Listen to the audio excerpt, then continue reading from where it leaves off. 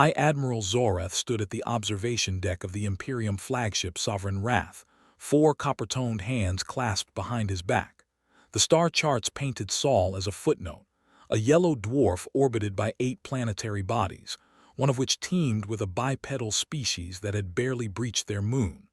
The Varkon Imperium had crushed civilizations 10 times their technological maturity. This would be a harvest, not a battle. The fleet dropped out of warp in a cascade of bruised light. 3,000 capital ships, their hulls angled like ritual blades, formed a blockade grid around the third planet, Earth. It rotated serenely below, continents swirled in green and brown, oceans glinting under the distant sun. No orbital fortresses, no warship signatures, just drifting debris belts and a handful of primitive communication satellites. "All batteries, prepare for atmospheric ignition," Zoreth commanded, his voice a low vibrato that resonated through the bridge's alloy walls. "We will burn their cities first. The smoke will remind the survivors what happens when you ignore Imperium edicts." Weapons officers locked firing solutions on major population centers. The Varkon had perfected the art of terror. First, a show of absolute force. Then, the silence of ash. Then, the tribute envoys arrived to claim whatever remnants were useful. The salvo launched.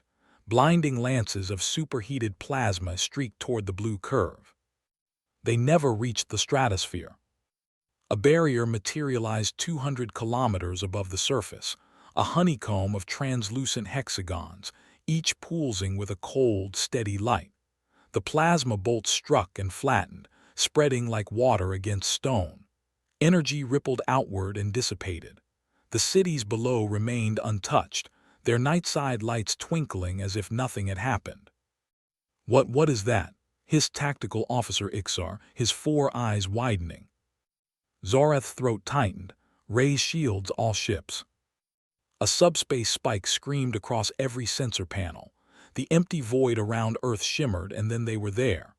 Weapon platforms, hundreds of them. Each one a massive ring structure with a central core that glowed the color of a dying sun. They had been hidden in plain sight, masked by a stealth technology the Varkon had never encountered. The communications console crackled. A voice, calm and androgynous, issued through every speaker on the Sovereign Wrath. The language was flawless Imperial Varkon. "You are in our home, leave now." Zoreth felt something he had not experienced in 40 cycles of conquest, genuine, gut-deep alarm. He turned to his intelligence officer. "You told me this world was pre-contact. You told me they had no unified government capable of defense." The officer's hands trembled over his display. "Admiral, the energy readings, they exceed anything in our databases. These platforms are drawing power directly from the planet's magnetic core. There is no known reactor that can produce." "Then target the platforms," Zoreth roared. But before the order could propagate, the rings rotated. Their central cores brightened, and the Sovereign Wrath lurched violently, its 4 shield generators overloading in a cascade of sparks. A beam of tightly focused gravity had grazed the bow, shearing off 3 forward gun emplacements like they were wax. Around them, the fleet erupted into chaos. Fighters scrambled. Cruisers maneuvered to protect the capital ships. But the human defense grid tracked each movement with eerie precision, firing in staggered pulses that left no gap for counterattack. Zoreth gripped the command rail. The voice repeated, this time with a harder edge. "Your attack has been logged. Your fleet has been cataloged. Your empire has been assessed. This is your only warning." A new transmission overlaid the first. An automated data burst from deep space scouts left at the edge of the system. The scouts had detected movement near Mars. Something large. No, many things large. Human warships, sleek and angular, were rising from the red desert. They did not use conventional thrust. They simply folded space around themselves and appeared in perfect flanking positions behind the Varkon formation. Zoreth stared at the tactical hologram. as a squadron of human destroyers materialized within firing range of his rearguard. All units break formation and... Too late. The first salvo from the human fleet tore through the Sovereign Wrath's aft shields and silenced its primary drives. The bridge lights flickered to emergency red. Zoreth clutched a support beam as artificial gravity wavered. Acrid smoke seeped from overloaded conduits, but he forced himself upright. Damage report. Primary drives offline, aft weapon batteries destroyed, hull breaches on decks 12 through 19. Ixar's voice cracked. Multiple boarding signatures detected. They are on the ship. Impossible. Our point defense grid was bypassed. Their pods phased through solid matter. Ixar replayed the sensor feed. The human boarding pods, blunt-nosed and ugly, had simply flickered into the Sovereign Wrath's launch bay as though the reinforced walls were fog. Zoreth drew his ceremonial blade, a weapon that had tasted the blood of a dozen conquered sovereigns. Seal the command deck. All Marines, repel boarders. We will show them what Varkon warriors are made of. The elite guard, clad in burnished battle plate, took positions around the bridge entrances. Their gauntlets crackled with containment fields, and their rifles hummed with charged particle bolts. They were the finest killers in the Imperium. For 17 seconds, silence.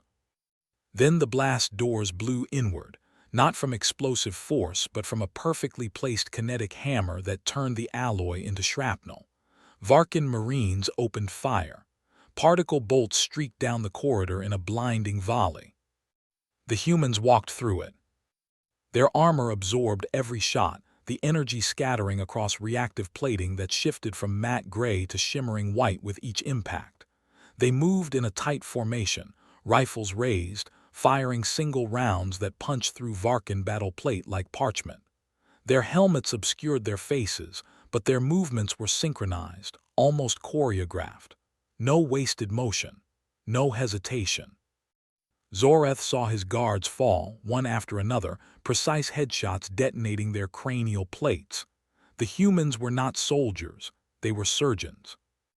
A figure at the front of the formation stepped forward, weapon lowered. His armor bore a single insignia, a circle bisected by a vertical line. He removed his helmet, revealing a face that was unsettlingly ordinary, pale skin, dark hair cropped short, eyes that held no rage, only a kind of tired resolve. "Admiral Zorath," the human said, "I'm Commander Valen Thorpe, Terran Defense Division. Your fleet is disabled. Your flagship is under our control. Order your remaining ships to stand down." Zorath spat, his 4 eyes narrowing. The Varkon Imperium does not surrender to primitives. Thorpe's expression did not change. He tapped a wrist-mounted interface. "Then let me clarify the situation." On every operational display across the flagship, a live feed of the battle appeared. The Varkon rearguard had been annihilated. The Korr battle group drifted in pieces, leaking atmosphere and bodies.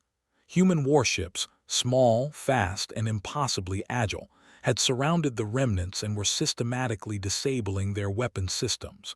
It was not a battle anymore. It was a dissection. "Your empire sent 3,000 ships," Thorpe said quietly. "We have 300 vessels in this system. You are outmatched. Not outnumbered, outmatched." Zorath's hands tightened around his blade. "You are one species. We rule 1,000 worlds. Even if you defeat this fleet, the Imperium will drown your planet in steel and fire." Thorpe stepped closer, close enough that Zorath could see the faint lines of old scars on his jaw. "We know all about your 1,000 worlds, Admiral. We've been watching you for a very long time. Every supply route, every garrison, every weakness in your imperial architecture. We hoped you would never come here." He paused. "You really should not have come here." The words landed heavier than any weapon. Thorpe reached for a device on his belt, a small cylinder with a rotating core. "Now I'm going to show you why." He pressed a switch. The device emitted no sound, no visible light, but the effect was immediate and catastrophic. Across the bridge, Varkon crew members gasped and staggered. Their four eyes dilated unevenly, their hands flew to their heads, and a collective moan of agony rippled through the command staff. Ixar collapsed, his body convulsing. Guards who had survived the breach dropped their weapons and clawed at their own skulls. Zorath felt it too, a vibration inside his brain, a low, oscillating hum that frayed every synapse. It was not pain in the traditional sense. It was confusion given form, a signal that overrode his neural pathways and turned coordination into chaos. He tried to form words, but his tongue betrayed him. He saw colors that did not exist. He heard music that had no source. Thorpe watched impassively. We call it the whisper, a frequency tailored to your species' auditory processing centers. It disrupts your ability to distinguish up from down, friend from foe, memory from hallucination. Right now, every Varkon in this fleet is experiencing the same thing. On the tactical display, the results were horrifyingly clear. Varkon cruisers veered into one another, their helmsmen locked in private nightmares. Fighter squadrons opened fire on friendly targets. Escape pods jettisoned at random, tumbling into the void with no guidance. The Varkon fleet, the most feared military force in the galaxy, had become a screaming nursery of madness. Zorath sank to his knees, but he fought the signal with every fiber of discipline drilled into him over a century of service. Through sheer will, he forced his eyes to focus on Thorpe. How do you know our biology? Thorpe knelt, bringing his face level with the Admiral. Because we studied you. Every species leaves a trail, genetic markers, linguistic patterns, cultural artifacts. Your conquests left behind enough data for us to map your entire neural architecture. The whisper was designed specifically for this moment. He reached out and deactivated the device on his belt. But we don't want to destroy you. We want you to understand. The hum ceased. Zorath gasped, sanity returning like a wave of ice water. Around him, his crew lay moaning, some weeping. He had never seen Varkon warriors weep. Thorpe hauled him upright and guided him to a viewport. Look. Beyond the flagship's shattered hull, the human fleet had ceased fire. The disabled Varkon ships drifted, but boarding operations were underway. Human soldiers in vacuum suits were moving through the wrecks, not to kill, but to restrain and triage. Medics were tending to wounded Varkon soldiers. A broadcast in flawless Imperial Varkon was issuing surrender instructions. We could have annihilated you from orbit, Thorpe said. We had the means, we still do, but that is not who we are, not anymore. Zorath's voice was a ragged rasp. Then who are you? Thorpe turned from the viewport. We are what happens when a species hits its own extinction event and crawls back. We are the ones who learned, the hard way, that war is a failure of imagination. And we are the ones who prepared for the day someone like you would come knocking. He gestured to a holographic display that flickered to life. It showed a star map of the Varkon Imperium, but overlaid with a web of red lines, human strike routes. Each one led to a major Varkon fleet anchorage, industrial center, or throne world. While your fleet was burning here, our phase drive squadrons jumped to 62 of your core systems. They are not attacking. Not yet. They are waiting for my signal. Zorath stared at the map, his military mind processing the implications faster than his pride could reject them. This was a trap. From the moment you charted Saul as a target, Thorpe confirmed. Now, Admiral, you are going to help me send a message to your Emperor. Emperor Kaler the Conqueror, Light of the Varkon, Lord of 1,000 Suns, received the emergency transmission in his private sanctum. The walls, carved from living stone mined on the first world he had ever subjugated, seemed to close in as the report unfolded. The human fleets had appeared above Varko's prime, above the naval yards at Torek, above the slave colonies in the Dravos belt. Every major military installation, every strategic chokepoint. The hollows showed sleek human warships positioned in perfect firing solutions, their phase drives spooling, ready to strike or vanish at will. Impossible, Kaler whispered, his 4 eyes blazing with rage. They are one world, one. His war council stood frozen. High General Vex, scarred from 100 campaigns, spoke first. Majesty, the invasion fleet has been neutralized. Admiral Zoreth is captured. The humans have deployed some form of neurological weapon. Our ships cannot fight back. Then activate the Sunbreakers. Kaler slammed his fist onto the armrest of his throne. We will crack their planet open like an egg. There was a long, terrible silence. Minister of Armaments Joreth stepped forward, his voice barely above a tremor. Majesty, the Sunbreakers are non-responsive. All 7 platforms. Sabotage. Our inspection teams found devices attached to the firing cores, small, untraceable charges that severed the control relays. The humans knew exactly where to strike. Kaler felt the world tilt. The Sunbreakers were the Imperium's final sanction, weapons capable of inducing a star to go nova. They had never been used. But their mere existence had forced entire civilizations to kneel. If the humans had disabled them before the first shot was fired. They were inside our most secure installations, he said slowly. How long? Joreth hesitated. The devices show signs of having been placed cycles ago, Majesty. Perhaps a decade, perhaps more. The sanctum's lights dimmed as another priority channel forced itself onto the main display. A human face appeared, a woman with sharp features and short silver hair. She was dressed in a simple black uniform with no visible rank. Emperor Kaler, she said, her voice calm and measured. My name is Ambassador Elena Korr, speaking on behalf of the Terran Commonwealth.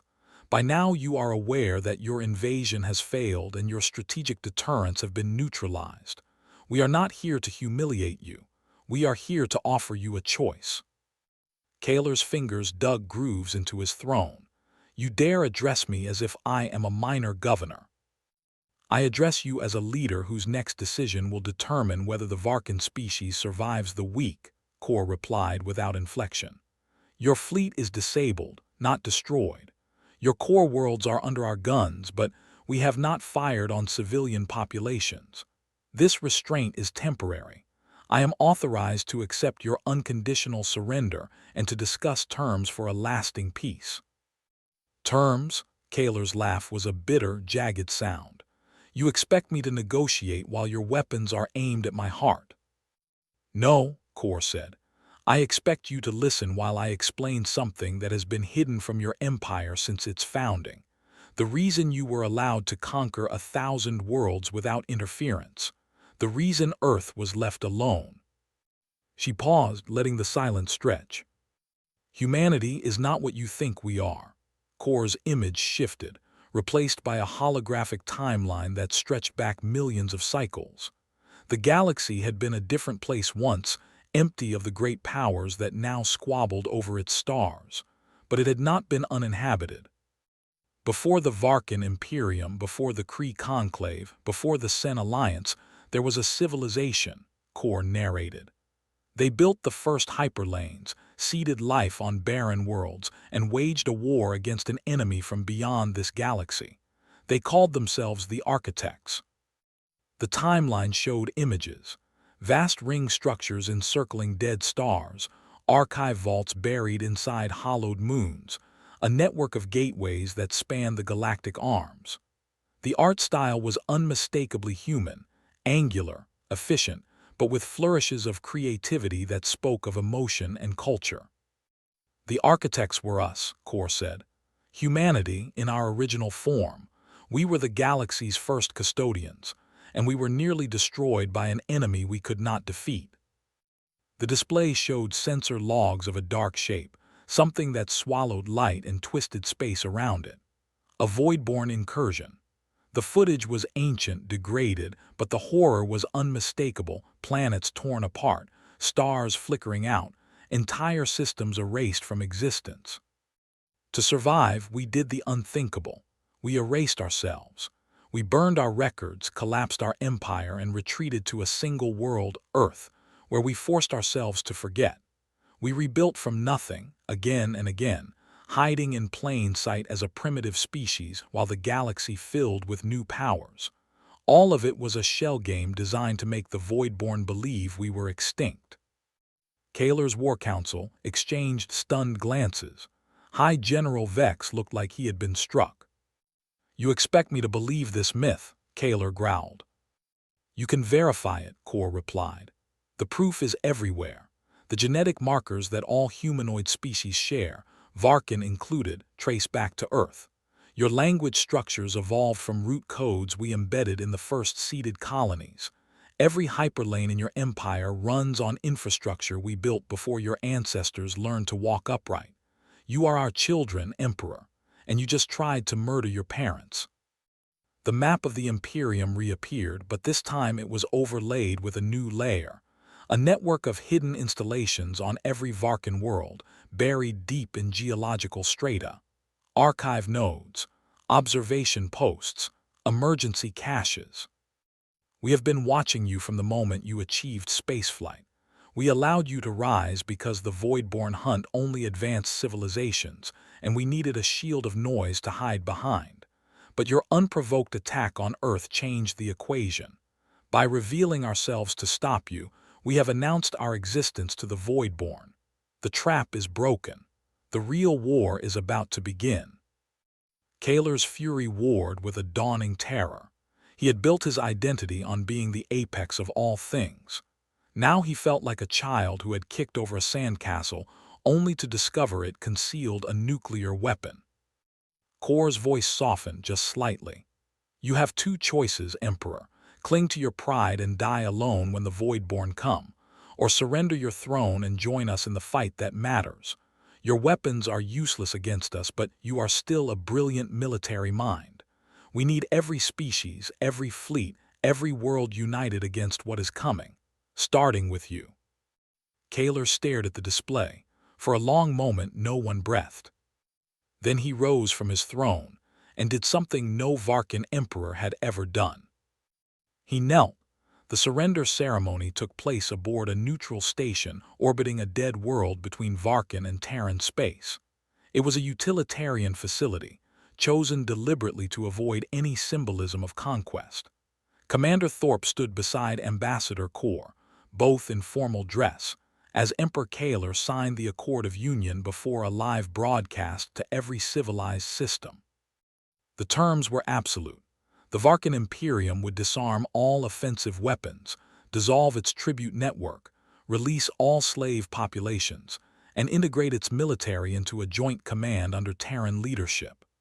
In exchange, Earth guaranteed the territorial integrity of Varkon core worlds, provided reconstruction aid, and offered full technological exchange to prepare for the Voidborn threat. After the formalities, Thorpe found himself in a quiet observation lounge with Admiral Zorath. The former Varkon commander, now stripped of rank but granted provisional officer status in the new joint fleet, stared through the viewport at the distant stars. "I have a question," Zorath said, his voice hollow. "Why not destroy us? Your whisper could have driven every Varkon to madness. Your phase lances could have vaporized our worlds. You had every justification." Thorpe leaned against the bulkhead. "Do you know what the last human war was called before we became the architects?" Zorath shook his head. "The last war, because after it we came within a hair's breadth of erasing ourselves permanently, not the Voidborn us, human against human. We burned our own cradle until the skis were gray with ash." Thorpe's gaze was distant. The survivors made a pact. Never again. Not against each other and not against any thinking species. When the Voidborn came the first time, we united fully for the first time, and we still almost lost. After we hid, we promised that if we ever had to reveal ourselves, we would do it not as conquerors but as guardians. He pulled out a small hollow pendant and activated it. The image of a young girl, dark-haired and grinning, flickered to life. "My daughter, Lyra." Note, the name Lyra is banned. I must change it.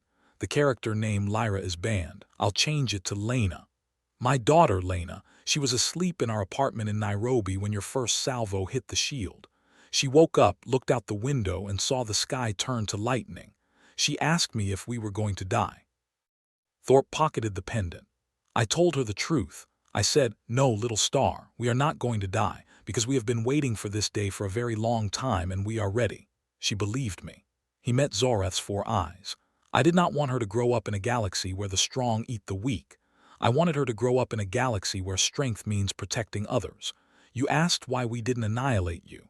It's because my daughter deserves a future where the answer to fear is not more fear. Zoreth was silent for a long while. Then he extended a hand, a gesture he had learned from human cultural files. I have spent my life serving the wrong kind of strength. Perhaps I can learn a different kind. Thorpe took the hand. We're counting on it, Admiral. On the station's command deck, Ambassador Korr monitored a priority alert that had just arrived from Deep Space Sentinels. The Voidborn seed ships had been detected at the Galactic Rim, thousands of them, more than any simulation had predicted. The war that mattered was about to begin. 1 year later, the skies above Earth glittered with ships from 100 allied species. The Galactic Assembly, housed in a new spire complex rising from the restored city of Geneva, convened for the first time. Delegates from the Varkon, the Sen Conclave, the Kree Freehold, and dozens of smaller polities sat in circular chambers designed to make no single species feel subordinate. Commander Valen Thorpe, now promoted to Fleet Admiral of the Joint Armada, stood before the assembly alongside Emperor Kaler, who had voluntarily relinquished his imperial title and now served as High Strategist for the Varkon Volunteer Corps. The two of them, once enemies, presented the unified military doctrine for the coming Voidborn War. Admiral Zoreth commanded a mixed task force, his flagship crewed by humans and Varkon working side by side. He had found, to his surprise, that humans were not gods or monsters. They were stubborn, emotional, sometimes frustrating, and fiercely loyal. He had also discovered that human food contained a substance called chocolate that was worth fighting for. Ambassador Korr addressed the assembly's closing session. Her voice carried through the chamber without amplification. 1 cycle ago, the Varkon Imperium attacked Earth. That attack could have become the worst atrocity in our shared history. Instead, it became the catalyst for something greater. Not because humans are invincible, we are not, but because we chose to answer violence with purpose rather than vengeance. We chose to reveal our truth not as a weapon but as an invitation.